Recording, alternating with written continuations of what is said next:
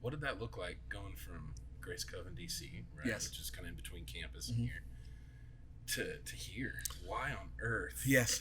Why on earth? Why on earth? Yeah. Would you be one of those crazy church planters? I keep the theme seems to keep coming out. God starts saying crazy stuff to you, and then you got to either listen or say, "Am I just talking to myself?" And sometimes I just wanted to say, "I'm talking to myself," to ignore it. But in many ways, I never wanted to come back here. I just said, "This is the scene of the crime." Some of the most difficult moments I've ever experienced happened here in the Phoenix metropolitan area home.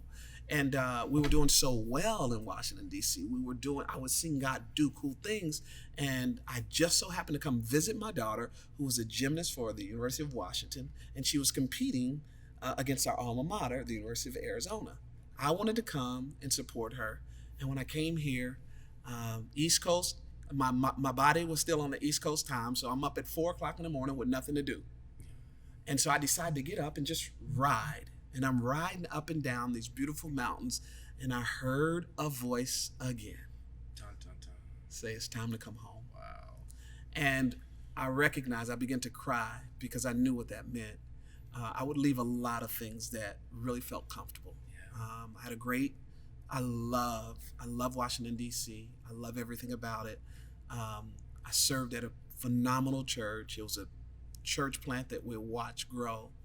And my boss and one of my best friends, Pastor Donnell Jones, was my pastor. I didn't want to leave him, but I really felt like for the first time, purpose trumped everything. So I told my wife. She told me I was crazy. 2 years we prayed. So you hear the 2-year theme. We prayed for 2 years just to make sure it was God's will, because this will be major. And we really sensed, with the approval of God and also from those who were overseeing our lives spiritually, that this was the right place. And so I left one of the most powerful cities in the world. And people said, "Why did you come to Phoenix, Arizona?" And I tell people this all the time.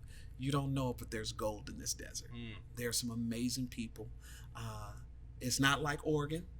It's not green. It's brown. Everything is dirt. Yeah. People have dirt for grass in their front yard, okay?